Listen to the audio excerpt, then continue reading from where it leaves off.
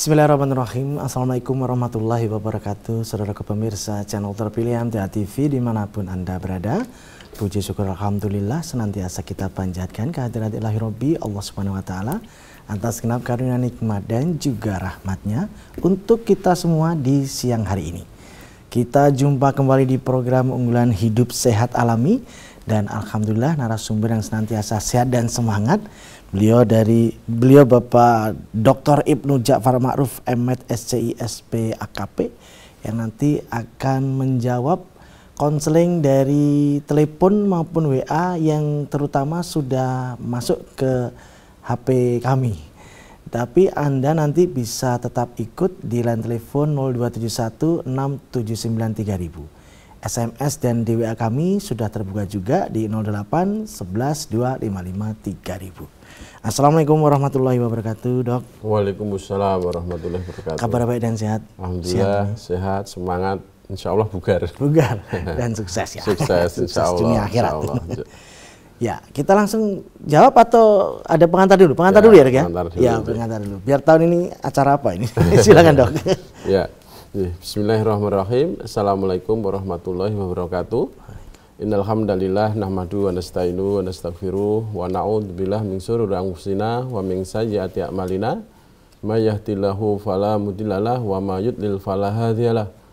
Asyhadu an la ilaha illallah wahdahu la syarikalah wa asyhadu anna Muhammadan abduhu wa rasuluh. Allahumma shalli wa sallim wa barik ala Muhammad wa ala alihi wa sahbihi ajmain.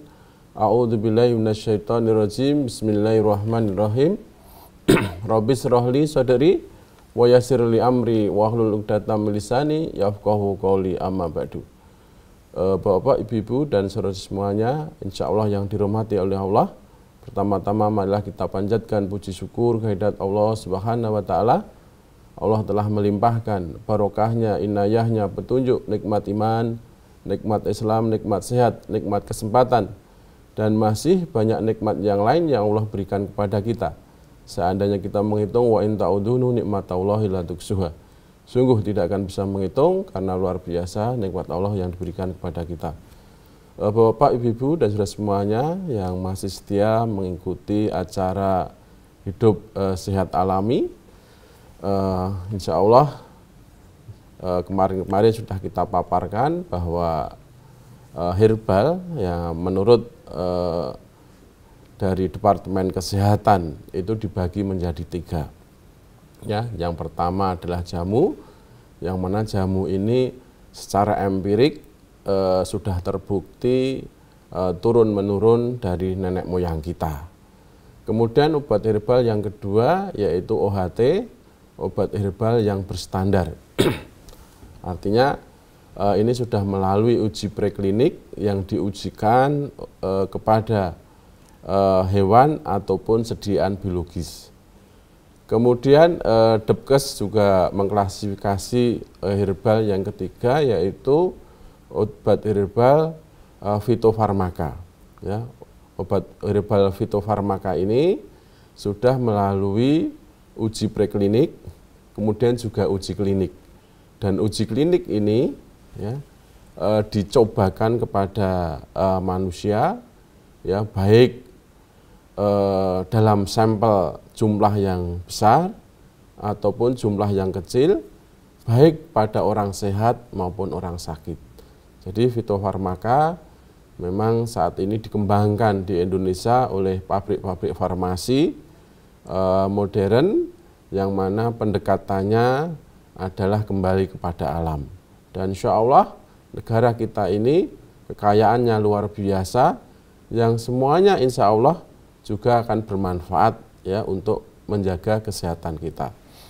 Dan memang obat herbal ini pada dasarnya 85% adalah untuk preventif, untuk pencegahan.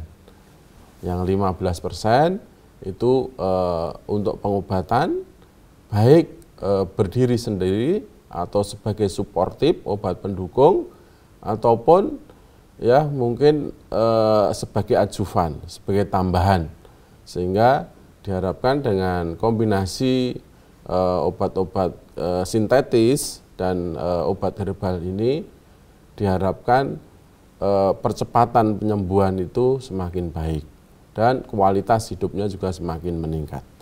Bapak, Ibu, dan saudara semuanya yang insya Allah dirahmati oleh Allah, baiklah untuk kesempatan kali ini kita masih punya kewajiban untuk menjawab pertanyaan-pertanyaan tahun lalu ya, tahun lalu yang belum sempat kita baca, kita jawab karena memang terbatasnya waktu. Mungkin itu Pak Tommy sebagai mukadimah awal. Baik. Kita langsung bacakan pertanyaan dari Bapak Santoso di Solo. Anak saya usia 2 tahun kurang 1 bulan. Saat ini sedang batuk pilek. Kemarin dicek trombositnya 99.000. Bagaimana dok cara menaikkan trombosit tanpa harus opnam di rumah sakit? Demikian. Itu umur berapa tadi? 2 tahun kurang 1 bulan. Oh, 2 tahun. Kalau sekarang udah 2 tahun berarti. Ya. Anak-anak ya. Jadi memang kalau trombositnya berapa tadi? 99 ya. 99.000 itu ya artinya tidak rendah sekali, tapi ini juga merupakan warning ya, harus waspada dan hati-hati. Bagaimana caranya biar trombosit bisa naik dan tidak harus diinfus di rumah sakit ya. Memang kalau memang ada gejala yang memperberat ya, misalnya dehidrasi, kemudian pucat, tidak mau makan, kemudian ada mual, itu ya memang sebaiknya dibawa ke rumah sakit ya, dibawa ke rumah sakit. Tapi kalau istilah tidak ada gejala ikutan, anak tetap aktif, makannya mau, tidurnya pulas, tidak gelisah, itu mungkin insya Allah juga bisa dibantu dengan makanan-makanan yang mengandung albumin tinggi ya, untuk menaikkan trombosit itu. Salah satunya albumin yang tinggi. Nah, albumin ini bisa kita jumpai di putih telur ya, putih telur. Makanya anak-anak atau dewasa kalau memang trombositnya turun atau memang kekurangan albumin, ya dianjurkan untuk makan ya putih telur ya, minimal sehari 5 butir, minimal itu ya, minimal sehari 5 butir. Kalau mungkin anak-anak insya Allah dengan kuningannya tidak masalah, tapi kalau orang dewasa 50 tahun ke atas itu sebaiknya putih telur saja, karena memang kuning telur ini banyak mengandung kolesterol, sedang putih telurnya banyak mengandung albumin.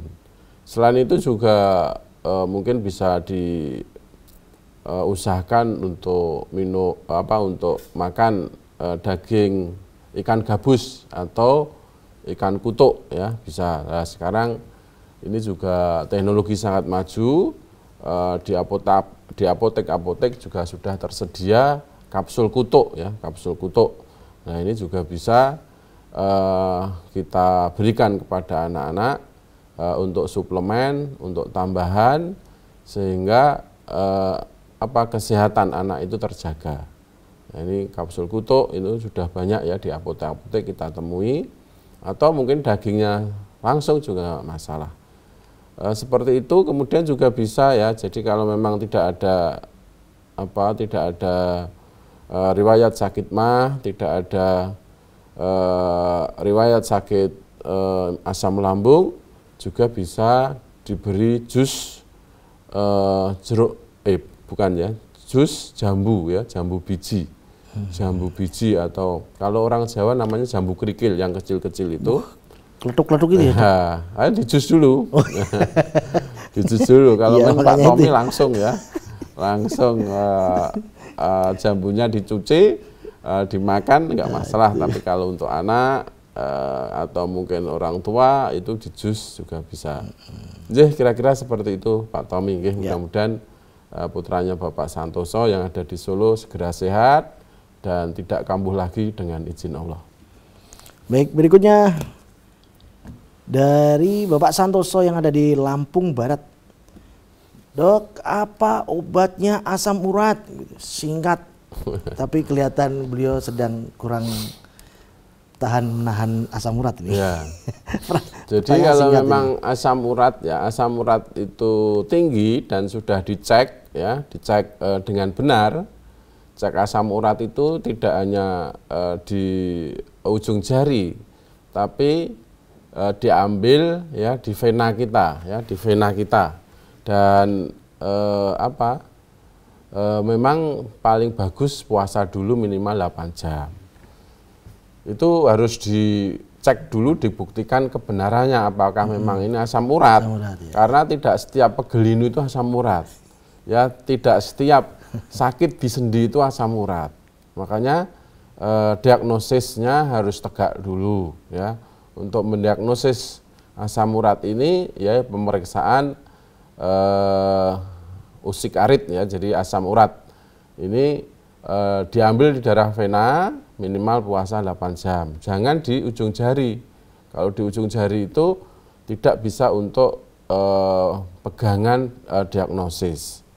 Nah, kalau memang sudah tegak, kalau bapak-bapak itu lebih dari 7,2 mg per desiliter, kalau ibu-ibu 5,6, lebih dari 5,6 mg per desiliter, itu artinya sudah tinggi. Nah, kalau sudah tegak memang ini, jadi pemicu dulu juga harus dihindari, tidak hanya obatnya apa. Ya, kalau obatnya apa, nanti dikasih obat, makanannya diterjang, larangannya diterjang, pencetusnya tetap tidak dihindari, ya nanti mubazir itu loh, mubazir. Makanya pemicu dari asam urat itu juga dihindari dulu.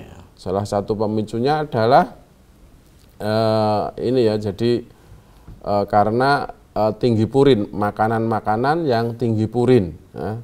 Apa saja itu? Ya, biasanya daun ya, atau kacang-kacangan ya, kacang tanah, emping melinju sama daunnya.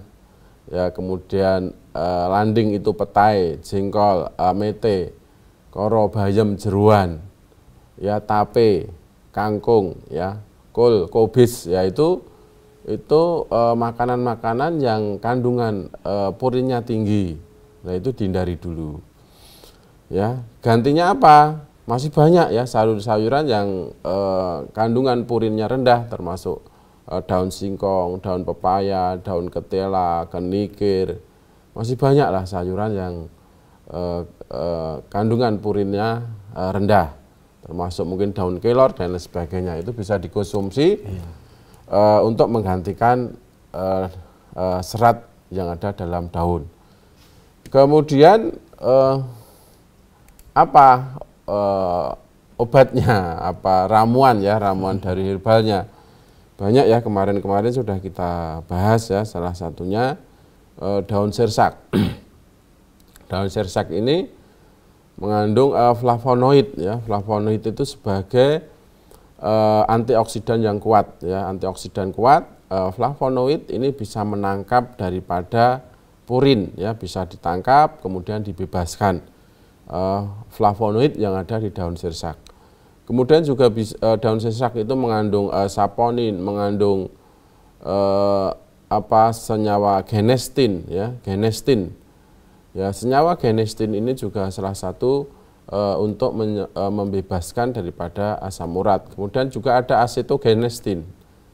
Ya, ini juga bisa kalau menggantikan ya obat-obat kimia. Mungkin kalau diminum secara rutin, ya insya Allah ya asam urat kita akan terbebas dari asam urat. Asam urat kita akan turun.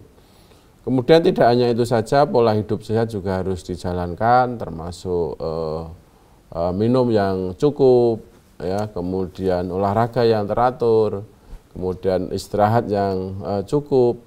Ya, ini juga harus dilakukan. Jadi tidak hanya sekedar mengurangi makanan-makanan pemicu asam urat atau penetral asam urat, tapi juga gaya hidup yang lain juga dilakukan. Karena memang sering saya sampaikan bahwa sehat ini adalah gaya hidup, dan gaya hidup yang terbaik adalah mengikuti perilaku kehidupan Nabi dan para sahabat, mulai dari mau tidur sampai mau tidur lagi.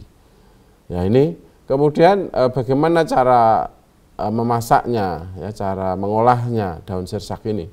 Siapkan 3 gelas air, ya, kemudian siapkan 7 lembar daun sirsak yang tidak tua dan tidak terlalu muda, ya, tidak terlalu tua dan tidak terlalu muda. Kemudian air tadi direbus sampai mendidih. Setelah mendidih api dikecilkan. Nah, ramuan tadi, daun sirsak tadi kita masukkan, kemudian kita tunggu 10-15 menit. Kalau sudah itu, kemudian api kita matikan, kita tunggu agak hangat baru kita saring. Bisa langsung disaring, dijadikan 2 gelas, bisa langsung diminum. Kalau mungkin agak pahit bisa dicampur dengan madu, ya. Madu ini salah satu pengganti gula, karena memang madu ini dalam Al-Quran diterangkan, yahruju mim butuniha sarabun mukhtalifun alwanuhu fihi sifaulinas, bahwa di dalam perut itu keluarlah madu yang beraneka warna dan menjadi obat untuk manusia. Nah, ini madu sebagai pengganti gula, dan madu ini kalau dikonsumsi dikomben dengan yang lain, manfaat madu itu lebih optimal daripada kita mengonsumsi madu saja, ya. Madu bisa dicampur dengan air hangat, madu bisa dicampur dengan ramuan tadi, madu bisa dicampur dengan mungkin minyak zaitun dan lain sebagainya, dalam rangka untuk menjaga kesehatan dan kebugaran fisik kita dan jiwa kita. Jadi itu Pak Tommy, mudah-mudahan Pak Santoso yang ada di Lampung tadi, ya. Ya, betul, Lampung Barat. Lampung Barat mudah-mudahan bisa dipahami dan mudah-mudahan bisa bermanfaat. Ya, baik. Kami persilakan jika Anda ingin menggunakan jalur telepon di 02716793000, ya. Berikutnya pertanyaan dari siapakah ini? Ibu Suparti di Gombong, ya. Ibu Suparti di Gombong ini usianya 56 tahun. Yeah. Saat ini sedang ada rasa sakit di tulang atas pinggul. Ke atas sampai bawah centong bagian kanan. Kenapa, Dok? Ya, ini jadi memang ya Bu Suparti yang ada di Gombong, ya. Gombong. Yang ada di Gombong. Kita mengobati suatu penyakit itu harus tahu sebabnya dulu. Istilahnya diagnosa harus kita tegakkan. Jadi tidak setiap keluhan itu obatnya ini, nah, obatnya itu tidak. Harus dicari penyebabnya dulu, harus dicari akar permasalahannya. Ya, jadi dari tulang belikat, ya, entong-entong, ya, tadi, ya. Yeah. Tulang entong kemudian menjalar ke bawah sampai pinggul. Ya, itu memang banyak sebabnya, ya, karena mungkin karena kekakuan otot saja bisa, karena memang istilahnya LBP, low back pain, nyeri pinggang bawah karena memang sampai pinggul. Nah, ini pemicunya apa? Bisa karena kolesterol tinggi, tergeserit, bisa karena saraf kecepit, ya, saraf kecepit yang ringan, ya, yang ringan. Nah, ini kita harus tahu dulu penyebabnya apa. Nah, secara umum memang, ya, secara umum, ya, untuk nyeri, untuk menghilangkan nyeri, untuk menghilangkan sakit, untuk menghilangkan muscle strain. Ya, jadi kekakuan pada otot itu bisa kita pilih, ya, ramuan yang sudah ditetapkan oleh Depkes, ya, yang sudah dipatenkan oleh Depkes.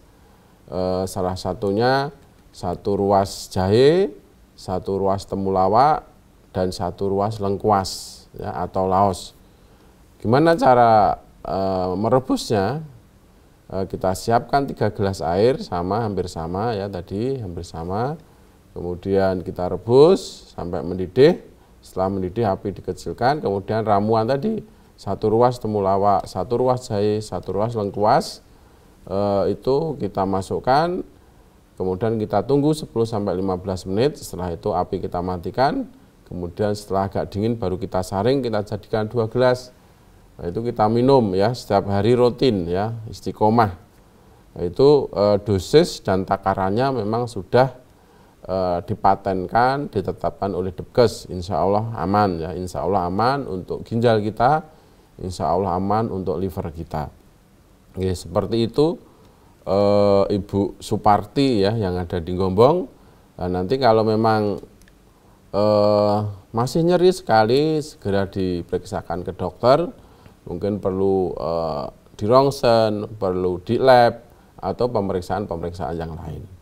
Mudah-mudahan bisa dipahami dan mudah-mudahan bisa bermanfaat untuk Bu Suparti yang ada di Gombong. Ya.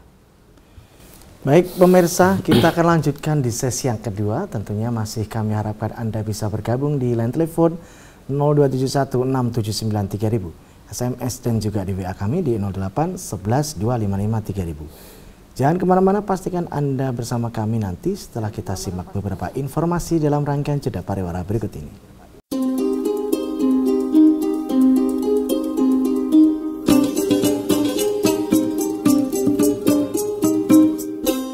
Baik saudaraku pemirsa channel terpilih MTA TV dimanapun Anda berada, terima kasih Anda masih setia bersama kami, khususnya tentu saja di Hidup Sehat Alami.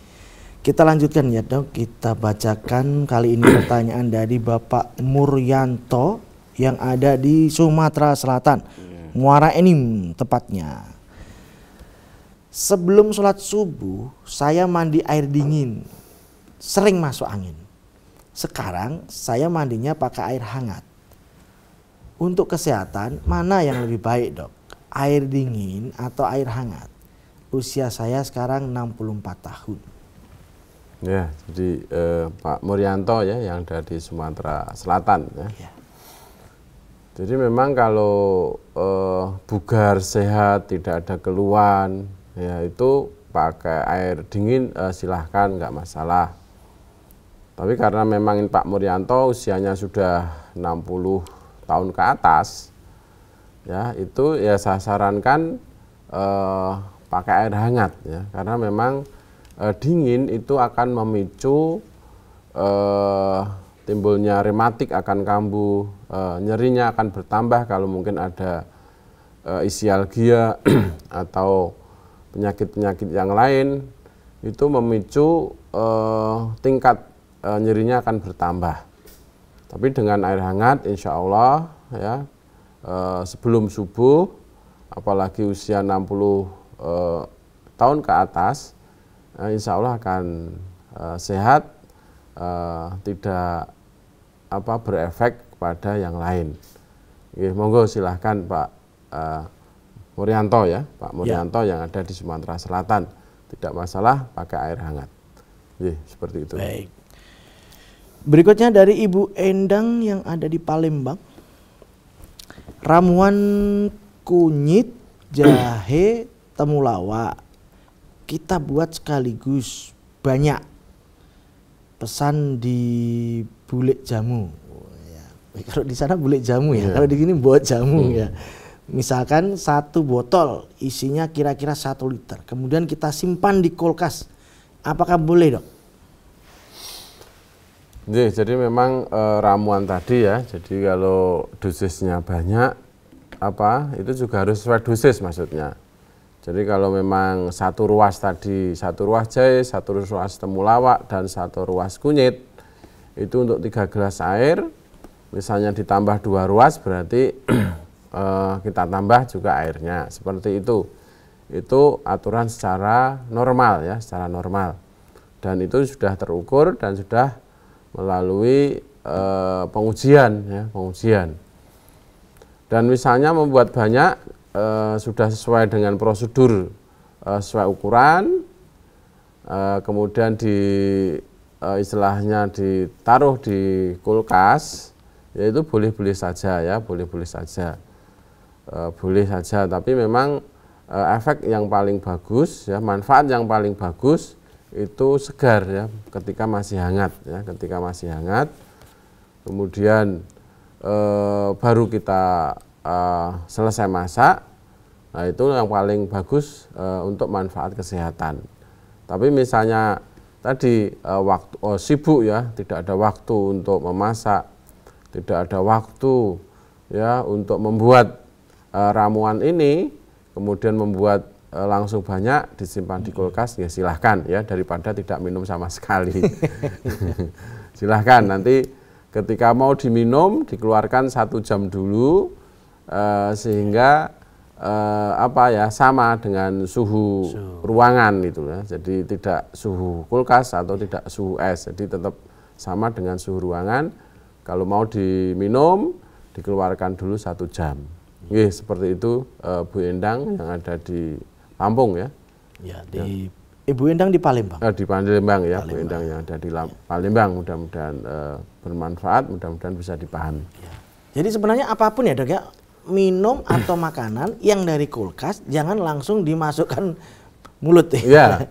Karena nanti tubuh ini adaptasi ya. Karena suhu tubuh kita itu 30 derajat Celcius.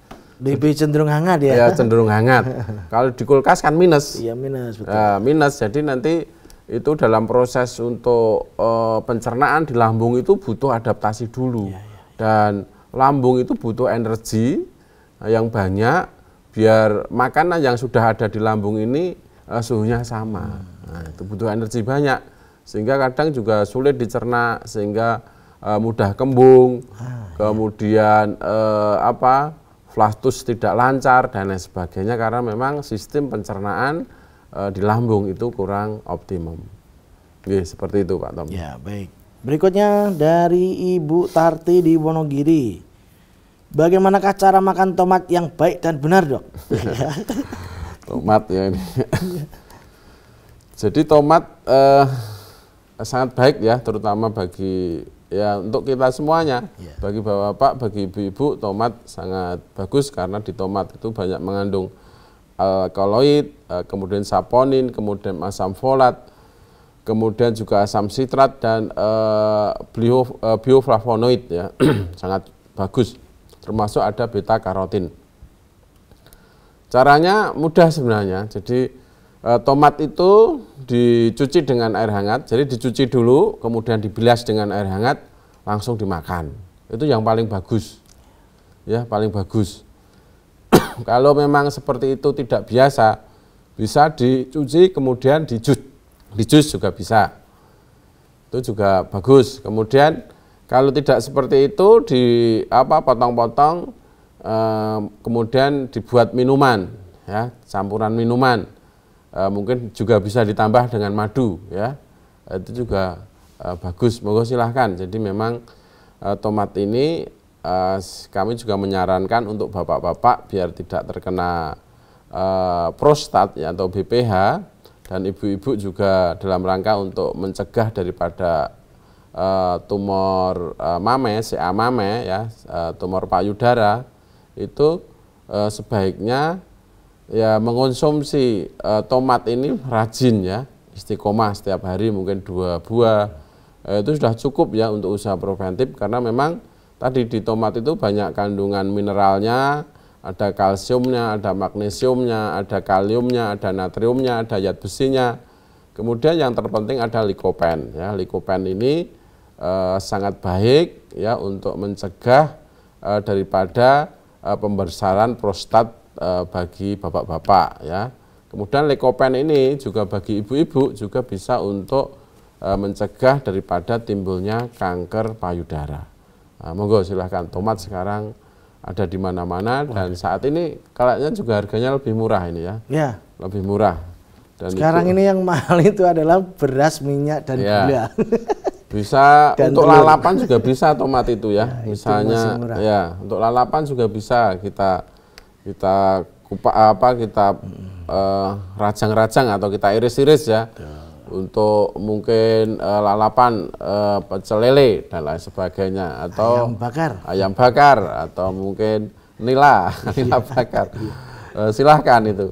Dan sate pun ya, misalnya sate itu juga bisa ya. Jadi memang kalau memang pesan sate itu pesan khusus, kasih tomat yang banyak. 1 piring kalau saya pesan. Pecel lele pesan khusus ya kepada yang menjual ini tomatnya mungkin seperti itu. Jadi memang sangat bagus ya, kandungannya ada likopen, ada pektin, ada tadi ya beta karotin dan lain sebagainya, dan senyawa-senyawa aktif yang lain yang sangat bermanfaat untuk kesehatan kita. Ya. Jadi seperti itu. Baik, Pak Ibu Tarti di Wonogiri. Ibu Tarti ya di Wonogiri. Beralih berikutnya Ibu Zumi di Bantul. Kalau habis makan sudah cukup kenyang, tapi kok masih gemetar ya dok? Bagaimana agar setelah makan itu tidak gemetar? Apa yang perlu dilakukan? Ya, gemetar ini juga harus dicari sebabnya ya. Ya, jadi kita itu sebelum makan gemetar, habis makan gemetar. Nah, ini cari penyebabnya dulu, apa sebab gemetar ini? Apakah karena memang makannya telat, atau karena memang punya asam lambung, atau memang karena punya mah, atau karena juga pikiran yang berat itu juga bisa gemetar ya. Iya, betul. Gemetar. Mau interview nggak gemetar? Ya, interview gemetar. Kemudian yang lain-lain ya mungkin dipanggil Pak Lurah gemetar. Ya. Nah, ini ada kabar kurang baik, keluarganya juga gemetar, makanya dicari. Jadi memang kalau kita makan ya sesuai dengan contoh Rasulullah. Ya, contoh Rasulullah itu jadi yang pertama halal dulu ya. Ya ayuhanas kulu mimma fil ardi halalan thayyiban. Wahai manusia, makanlah yang ada di bumi ini yang halal lagi thayyib. Kemudian makan tidak berlebihan. Kulu wasrobu wala tusrifu. Makanlah dan minumlah tapi jangan berlebihan. Kemudian makan ketika lapar, berhenti makan sebelum kenyang. Kemudian ada contoh lagi yang baik ya, sepertiga diisi makanan, sepertiga diisi air, dan sepertiga adalah udara.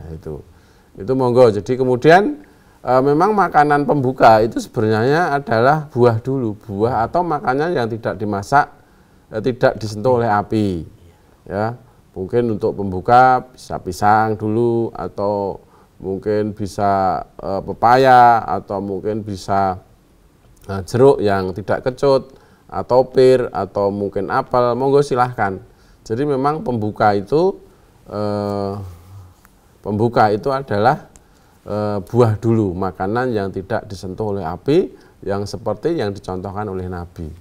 Jadi jangan langsung makan nasi, apalagi getuk ya, yang sulit dicerna, apalagi mungkin jadah, mungkin lemper, itu kan sulit dicerna. Sehingga walaupun tetap makan, badan gemetar tadi. Monggo ini dicoba ya Bu Yuni yang ada di Bantul ya. Ya, di Bantul. Ibu Zumi. Ya. Bu Zumi yang ada di Bantul ya, dicoba dulu seperti makannya Nabi. Jadi yang pertama pembuka itu buah, lebih baik korma ya kalau ada korma. Itu memang korma itu buah yang paling steril di dunia. Itu korma ya, dan kandungan mineralnya, kandungan vitaminnya di korma itu sangat tinggi, sangat baik untuk kesehatan kita. Itu Bu Zumi yang ada di Bantul, mudah-mudahan bisa dipahami dan mudah-mudahan bisa bermanfaat. Ya, berikutnya dari Bangka. Ibu apa bapak ya? Dari Doli di Bangka, usia 45 tahun. Saya ada tekanan darah rendah. Sampai sekarang masih suka pusing, sakit di kepala. Sekarang saya sudah pelupa. Apa yang dibicarakan nanti kadang suka lupa. Apa yang mau dijelaskan, sesuatu sulit diingat. Saya menanyakan apa yang harus saya konsumsi, dok? Ya, jadi memang kalau darah rendah ya artinya tekanan darahnya, tensi darahnya itu rendah, itu memang harus dinaikkan dulu. Ya, dinaikkan dulu.